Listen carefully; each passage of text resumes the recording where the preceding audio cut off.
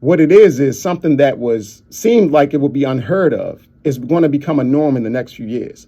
And it's already becoming a norm because of a recent, not bill, but rule that was passed. What is it, Joe? It's the 40-year mortgage loan. See, we don't expand the rate, but you expand the term so that decreases the monthly payments. So the interest rates will still be 6%, 7%, but now instead of it being over a 30-year term, you're putting it over a 40-year term. They do that with cars. Exactly. But now it's becoming more of a norm. See, 40-year mortgages already exist. But the FHA 1 month ago set a rule that now as a part of their hardship programs, you can now modify your mortgage to a 40-year mortgage to help you stay in your home and stay out of foreclosure. And that sounds good. Don't get me wrong, because it will help some people stay in homes. But once those steps are taken, quite like in the 1930s when the FHA was created, and they pretty much took mortgages from being 15-year to 30-year, and then it became the standard by the 60s, you're going to see 40-year loans now become the standard. Look, everyone won't be wealthy, but everyone can be basically wealthy. Today I want to talk about credit. I'm going to talk about it in a specific way, but I do want to talk about credit. I want to talk about, first of all, where we are in credit right now, because we also always should keep a continual just acknowledgement. We should be up to date on where we are as a nation with credit, where we are in Maryland with credit, what are the averages, what's going on, what's the interest rates. We need to know about credit because once we take our eyes off of it, it always comes back to bite us in the butt. Right. Okay, so first of all, let me just run down a few numbers and then I'll get into the discussion a little bit. Y'all good with that? Yes, indeed. Okay, the average FICO score today is 714. Okay. Remember that's the average. Remember back in the day, it was like a 700 credit score is a good score. Right. I'm like, man, what am I doing? Folks are getting it together. 714, I'm trying to get to the 700. Average. And in Maryland, it's 716. So let's just say in our state, it's 716. It's higher than the nationwide average. Nice. Okay. Go Maryland. Oh, yeah, go Maryland. Shout out to Maryland. Credit utilization percentage on average is 28%. What that means is your balance compared to your credit line, saying that you're only using 28% of your credit line. So obviously, if you're at 50%, you're not quite at the average. If you're at 30%, you're not quite at the average. 28% is the average credit utilization percentage they have, which is your balance versus your credit line. This is a national average? National average. Okay. National average. We ain't go to Maryland. I ain't following. Okay. Right now, credit card balances are up 13.2% compared to last year. So more people are using credit. Oh, yeah. When it comes to some of the interest rates and other things to do with credit right now, the mortgage rates right now are at 6.75% for 30-year fixed rates. 6.96% for refinances. The average home value right now, okay, for the country is $354,000. Okay. The average for the state of Maryland is $416,000. Wow. Did you heard me right? $416,000 median home value for the state of Maryland. You might not get what you think. Hey, listen. And then getting more into credit and debts. The average U.S. household has a student loan debt total of $50,000. Wow. So right now, with everything that's going on, these are people who are just getting into student loan debt. These are people that have been carrying it for years. We're talking about $50,000 on average. Yeah. All this adds up to a whole lot of debt. Yes. A whole lot of interest being paid out, a whole lot of credit being used. In fact, when we look at home values, when we look at everything, we know inflation is also going on. We know that things cost more today than they did yesterday, right? Right. In home values, just looking at inflation, okay, between the 2000s and 2010s, we saw a 32% increase in home values, okay? Between the 2010s and 2020s, we saw a 22% increase in home values. So let's just say at a minimum, between the 2020s, which we're in now, and the 2030s, we should see at least another 22% increase in home values. Wow. Here's what that translates to, which might seem just like, how is this possible? By 2030, the average median home value will be more than likely, over $500,000. And when I say the median value for a home, we're talking about 3-bedroom, 2-bathroom. Right. Maybe a little bit less than 2,000 square feet. Right. So I'm not talking about a mansion. Right. I'm not talking about a 4 or 5 or 6 or 7 bedroom house with Right. 3 bathrooms, 4 bathrooms. I'm literally talking about your average home, your median home. It's going to be worth $500,000. So knowing that and understanding these numbers, right? Have you thought to yourself, how in the world are we going to be able to afford that? And how in the world are we going to be able to live with everything increasing in value while our wages aren't increasing at the same rate? Come on now. How are we going to do it? How was it done in the past? Get those streams in. You know how it was done in the past? How? Expansion of credit. Every time we ran into this problem, there was an expansion of credit. Okay, when we had the Great Depression, part of the problem and the depression and cause of it was too much of an expansion of credit. Right. But then part of the solution was also on some levels an expansion of credit. Right. In the 1980s, which I think we're duplicating right now. Right in the early 80s, we had recession. We had high gas prices that went crazy. A recession came in, and then we saw a new level of credit expansion via credit cards. People may not realize it, but most people didn't have credit cards until the mid 80s to the late 80s. And I'm talking about not just one credit card, 2 to 3 credit cards. Some credit card companies didn't even really exist, like Discover and stuff, until the 80s. So a lot of people don't know that was a massive credit expansion. And if you look at the movies of the 80s and at times, if you weren't alive, that was also a time where we saw a lot of people buy more expensive homes. They got more expensive cars because of a credit expansion. So right now, we are in another phase of going through credit expansion to combat inflation. Now, some people will say, Uncle Joe, how is that possible with interest rates going up? Isn't the Fed trying to contract people using credit because they're trying to raise interest rate to deter you? Yes, that is happening. But credit expansion is happening at the same time. And the number one way, there are 2, 3 ways, but I'm going to say the number one way right now is through your homes and your mortgages. We can't lower interest rates and modifications anymore, right? Because in the time that we went through the pandemic, the beginning of it, we saw that you could get modified mortgages down to like 1-2%. Well, those mortgage rates are gone. So you can't lower the mortgage rates to help people anymore. Okay? You can't just create money out of thin air for people. So how do you help people afford homes that are becoming more expensive? And how do you help people stay in homes instead of foreclosing? If you can't lower rates, what do you guys think we should do? What happens to help it out? Don't know. I guess the theme is expansion of credit. But it's specifically, I'll tell you, what it is something that seemed like it would be unheard of is going to become a norm in the next few years. And it's already becoming a norm because of a recent, not bill, but rule that was passed. What is it, Joe? It's the 40-year mortgage loan. See, we don't expand the rate, but you expand the term so that decreases the monthly payments. So the interest rates will still be 6%, 7%, but now instead of it being over a 30-year term, you put it over a 40-year term. They do that with cars. Exactly. But now it's becoming more of a norm. See, 40-year mortgages already exist. But the FHA 1 month ago set a rule that now as a part of their hardship programs, you can now modify your mortgage to a 40-year mortgage to help you stay in your home and stay out of foreclosure. And that sounds good. Don't get me wrong, because it will help some people stay in homes. But once those steps are taken, quite like in the 1930s when the FHA was created, and they pretty much took mortgages from being 15-year to 30-year, and then it became the standard by the 60s, you're going to see 40-year loans now become the standard. And then 50-year loans become the standards. So now that $1 million property that doesn't seem like $1 million property, you can afford the monthly payments. But you didn't get much wealthier. You could just afford more payments. So one act that was again approved by the FHA less than 30 years ago. It goes into effect, I believe, May 8th. But because it takes you more than 30 years to modify a mortgage, you can apply for that right now. So if a person is going through hardship and they say, I can't pay my mortgage and I'm having tough times keeping up with the payments, they're given an option they didn't have before in the FHA loan, which is extending it to 40 years because it's going to sound good because, again, I lower your payments. I make it more affordable. But what that does to your long-term wealth is something else. We know that if you wait 30 years to pay off a loan, you usually pay 3 times the value of what you paid for that loan, for that home.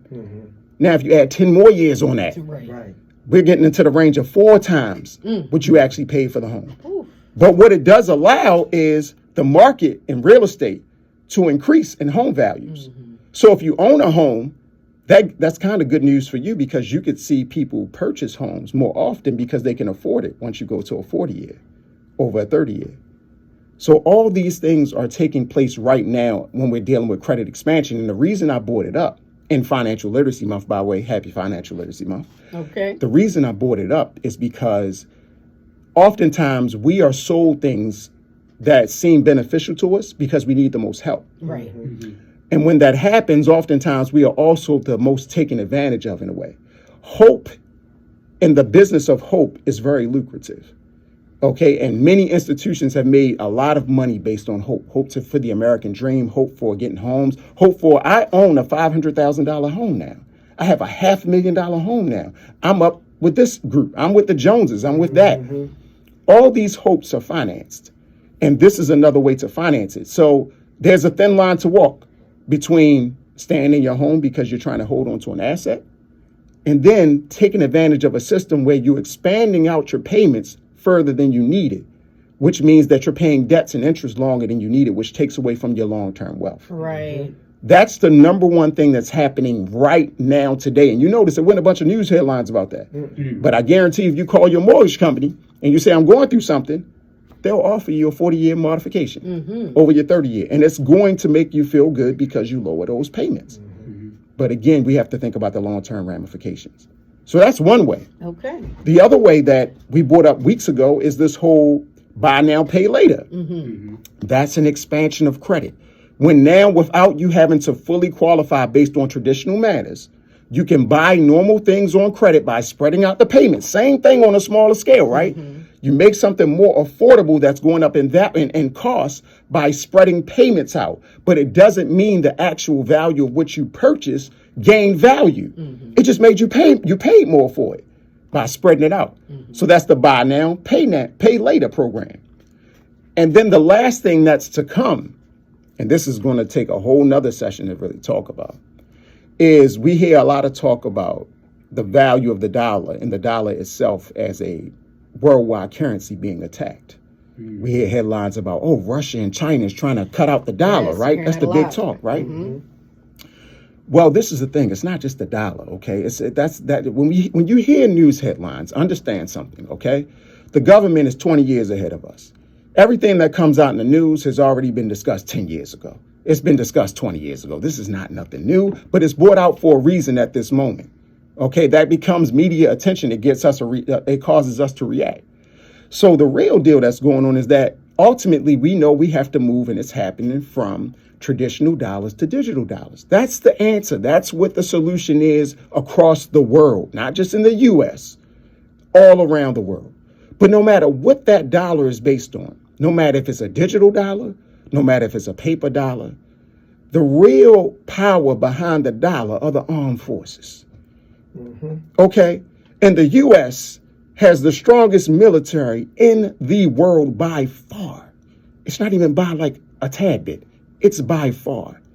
It's not in anyone's interest to have worldwide conflicts that are fought out by the military. Rather, you do things economically and you reposition. So what we're witnessing is a reposition worldwide to get ready for digital currencies. All the other currencies out there are going to have to go through the same type of modification.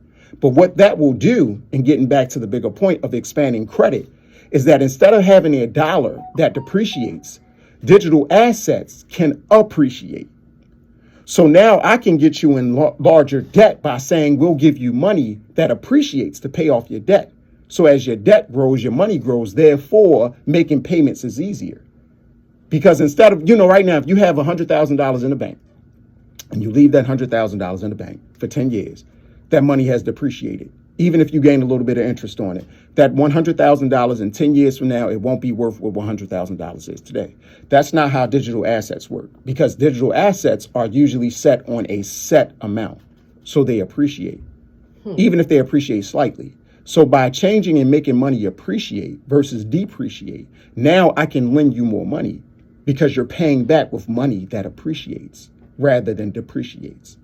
Now, again, I might have lost y'all on some of that. I know that takes a whole class in session. But understand, that's another discussion. I just want to make people aware of what's to come. That's more 2030s. Can I ask your personal opinion? Because I'm Sure. just interested to know how you personally feel about the conversion from the physical dollar to the digital dollar. I know that that kind of, for a lot of people, it's a little scary. I know a lot of folks like to have something tangible. There's a lot of folks that's like, hey, if it ain't, I need something in my safe. I need something under the mattress. I need something I can put my hands on and say it's mine. And then, you see these, banks crash. Sometimes you can't log in. You can't get to your money. Right. Things like that happen. And you hear about the crypto crashes. And for people that aren't that fluent on that totally just kind of deters you from anything digital. See, that's why I don't deal with the digital. They're crashing and stuff. I got my money in my hand. This is my cash. So how do you feel about it? Oh, I'm going to tell you not just how I feel. I'm going to tell you what I know. All right, I'm going to get off the feelings. I'm going to tell you what's a fact. A fact is, if you're worried, you have fear, okay, over something that's not real, meaning you fear the conversion into a digital asset world, into money being digital. Well, 95% of our money is digital today. Okay, we do not move. We do not have cash the way we used to have cash. Most of what you transact today is digital. That balance in your account. Yes. It's showing up digitally. That does not mean the bank is literally holding your dollars in the bank. Because they're not. It's a record. We're already here. It's just like people that were afraid of the internet. We're already here. There's no need to fear what's already here. You either get down or you lay down. You have to adjust because it's already happened. The only difference is this transition has to be regulated a certain way. It has to be rolled out a certain way. Right. Because I'm going to tell you something, in the digital asset space, the winners have already been chosen. We're hearing about different companies losing in the media. The winners have already been chosen. We just catching up. It's already been decided. Regulations and agreements have already been made. But again, that's a deep conversation. And I'm not going to have all that on radio. You know what I mean? Uncle Joe is not going to give you all that on radio. But I'm going to tell you guys that I've been studying this personally for the last 10 plus years. And I saw it coming. And this is something that I'm not an insider because I'm not they. I'm not a part of they. I have no privilege on that level. However, I'm aware of what they show us and I pay attention to what we're told. And I'm telling you, through digital assets, that's how we're going to have the next great credit expansion. That's why credit scores are going to change. That's why your ability to borrow. Now you'll be able to get $1 million mortgage easily, where today that might sound crazy. But all you got to do to see if that's a fact is talk to anyone in the 1980s that was buying a home about how crazy it was just to get a $200,000 loan. And those same people get $600,000 loans today. Right. People in the 60s and 70s was buying homes for $70,000. Now I just told you that the median value of a home, median in the middle, is $415,000. If you would have told them that in the 60s and 70s, they'd have looked at you like you crazy. We're already here. Because when I was looking at houses, you're right, that 250 was like prevalent. And I'm like, I remember I would have thought I was doing a big thing when I said a house for 250, $250,000. Like you couldn't tell me I wasn't rich. Right. Man, that's the standard. If you find something for 200 or less, you really got to check it. It might be a crack Something's house. going on. Check the walls, termites. Something's going You really on. got to look at that house. You got to go around in the nighttime and look at that house. Right. Absolutely. Absolutely. Check the neighborhood Can't at go night. during the day. Right. Listen, I will say this, and this is something I don't say but off the rim. I am for 5 years a licensed real estate agent. I do real estate deals on a regular basis. You are absolutely right when it comes to checking your homes that you're getting into for everything, especially when you see a deal at the right price that you should see. But I will say this as a part of the legal requirements in real estate. If someone's selling a home, they are supposed to, by law, reveal everything that they know that's going on with that home. And you know it's not happening. But if you choose not to get an inspection, then that's on you. So make sure, I don't care if it's I don't care what it is. Always bringing someone to inspect the home, because we are not home builders. We do not play that role. Play your role in the role of real estate. If you're the buyer, don't try to be the buyer and the developer and the contractor. No, hire the contractor to do the contractor's job. So let me ask you a question, Uncle Joe. When you go to get a home, right, and the inspection comes, a lot of times the agent will provide No, you should. No, you get the inspector. See, well, this is what happens. See, this is networking. This goes into business, and that's just. And it depends on your agent, so I can't speak for all agents. Right. Okay, I'm always in the matter of, look, do you have someone you know? If you don't have someone you know, obviously I've been dealing with this for a while. I do have people that I know do a good job. Yeah, absolutely. But it's your choice. Right. The same way with finance companies. I obviously deal with a lot of finance companies. I've had good and bad experiences. I can tell you or recommend a finance company for you to deal with, but it is your choice. The real estate agent's role is simply to protect your interests and work on behalf of your interests. So they should only recommend things that will be in your interest, not in theirs based on a financial incentive. Should. Yes. Well, not should. Legally. We're supposed to do that. Right. However, it doesn't always happen that way. We know about that. You know, just like we see what's going on in the public. Just because something is illegal, it doesn't mean it's that easy to to get charged with something illegal. And I personally recommend, my lawyer told me, you want to get a good inspector. Actually came with recommendations, might be a bit pricey, but that inspector saved me from a major mistake. Absolutely. So it's worth it. Absolutely. It's worth it to get your own. It absolutely It's an investment. Homes are an investment. This is what this is all about. Homes are an investment. Be careful how you take on your investment. If you go with the 40-year loan versus the 30-year loan, understand that's an investment. That takes away from your investment. Even though the payment's lower, it's going to take away from your investment. If you go into it and you don't pay for the right services to make sure the home is right, that's taken away from your investment. If you don't sit on your homes and you choose to just come out, sell your home time after time after again without actually receiving the reward, that's messing with your investment. Homes are investments. That's the point. It's nice. It could be nice. They could be pretty. They could be beautiful. I've seen tons of beautiful homes. But at the end of the day, it's an investment. And for our people, what I'm saying is, as credit expands and they give us more hope, watch your investment. Okay, Uncle Joe talking credit expansion, talking the emergence of the 40-year loan even further, and the emergence of the digital dollar. And I'm still hoping we can still just walk around with a paper dollar in our pocket and buy a pack of gum when we want, and not have to report it to the government. You know what I'm saying? Even the paper money used just to have be both. Backed by gold. Right. And them days are long gone. Them days are long used to gone. be tobacco. Right. But I will tell you this, as much as those days are long gone, remember I told you about the U.S. having the strongest armed forces? We also hold the most gold. Just know that. Okay, the U.S. is not to be played with. I'm going to tell y'all that. I'm not saying that because I'm some type of, listen, I'm aware of what is what. Right. And I know where I live. Know where you live and know who's who. Before we start talking about government talks and international talks, you need to know who the U.S. is. Yeah. We Debo.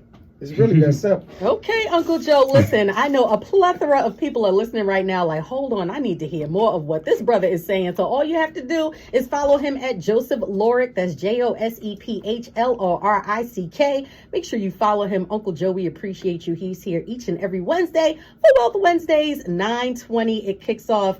And of course, the views of Uncle Joe aren't necessarily the views of Morgan State University and WEAA, but we have him here every Wednesday because they're great. Yes. And super informative. So thank you, Uncle Joe. Appreciate y'all. Talk to y'all next week. All right.